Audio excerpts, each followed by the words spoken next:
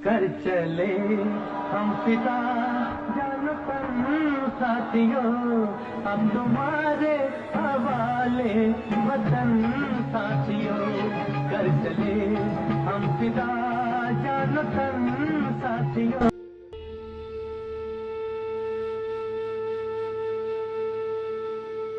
मैं शहीद युधिष्ठिर को चरणों में नमन करता हूं और उनको श्रद्धासुमन अर्पित करता हूं और ईश्वर से प्रार्थना करता हूं कि उनको अपने चरणों में जगह दे।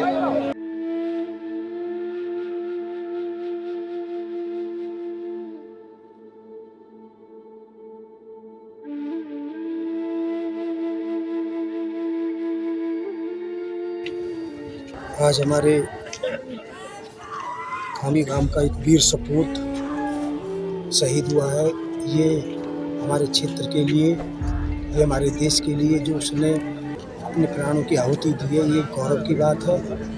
मैं धन्य है वो माँ जिसने ऐसे वीर सपूत को जन्म दिया।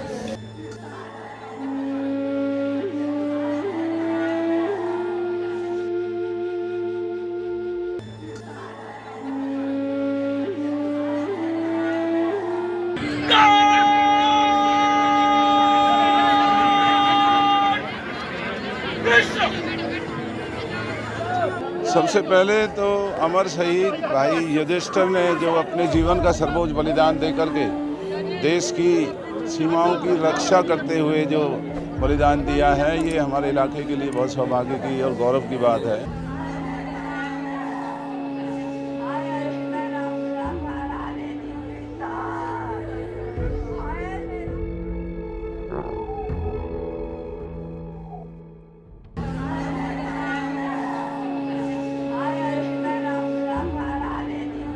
सिक्किम में बादल फटने के दौरान लापता हुए सेना के जवान युधिष्ठिर का पार्थिव शरीर आज उनके पैतृक गांव खांबी पहुंचा, जहां पूरे राजकीय सम्मान के साथ शहीद को मुखाग्नि दी गई। इस अवसर पर उपस्थित लोगों ने भारत माता की जय घोष की और शहीद युधिष्ठिर अमर रहे के नारे लगाए। सिक्किम में 3 अक्टूबर की देर रात बादल फटने से वहां मौजूद तीस्ता नदी में अचानक बाढ़ आ गई और बाढ़ का पानी वहां स्थित सेना के शिविर में 20 फीट से अधिक आ गया, जिसमें सेना के वाहनों सहित 23 जवानों के अलावा स्थानीय लोग बाढ़ के पानी में बहकर लापता हो गए।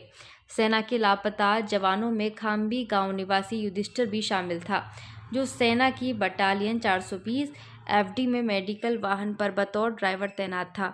सेना की तरफ से परिजनों को युधिष्ठिर के शहीद होने की सूचना दी गई कि सेना को वह गाड़ी मिली है जिस पर युधिष्ठिर चालक था। गाड़ी करीब 10 फीट नीचे मलबे में दबी हुई थी। सेना के जवानों ने बड़ी मुश्किल से जेसीबी से मलबा हटाकर गाड़ी को बाहर निकाला है।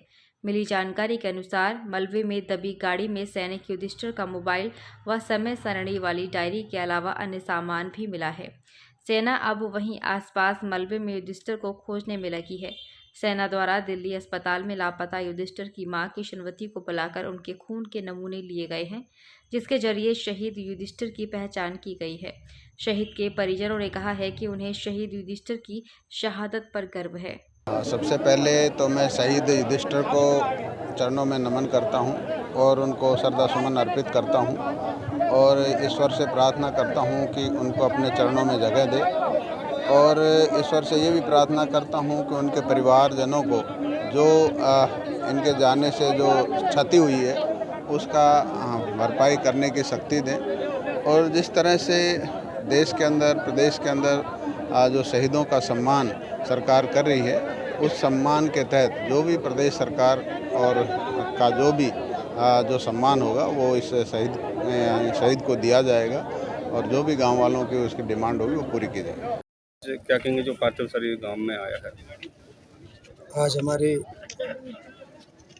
खामी गांव का एक वीर सपूत शहीद हुआ है। ये हमारे क्षेत्र के लिए, ये हमारे देश के लिए जो उसने अपने प्राणों की आहुति दी है, ये गौरव की बात है। मैं धन्य है वो माँ जिसने ऐसे वीर सपूत को जन्म दिया। मैं ऐसे वीर सपूत को और ऐसे वीर सपूत के परिवार को, बस्ती माता को सैल्यूट करता हूँ। सबसे पहले तो अमर शहीद भाई युधिष्ठिर ने जो अपने जीवन का सर्वोच्च बलिदान दे करके देश की सीमाओं की रक्षा करते हुए जो बलिदान दिया है, ये हमारे इलाके के लिए बहुत सौभाग्य की और गौरव की बात है। और स्वर्गीय भाई युधिष्ठिर अकेले नहीं, उनके बहुत से साथी 20 से भी ज़्यादा सैनिकों की इस तरीके से इस घटना चक्र में मृत्यु हुई है, वो शहीद हुए हैं। तो देश के लिए शहीद होने का हर किसी को सौभाग्य नहीं मिलता। ये हमारे इलाके का सौभाग्य है कि युधिष्ठिर जैसे वीर सैनिक अमर शहीद हमारे इलाके में पैदा हुए हैं और आज उनकी अंतिम विदाई में तमाम हमारा इलाका छत्तीस बिरादरी के लोग उनको श्रद्धांजलि देने के लिए आए।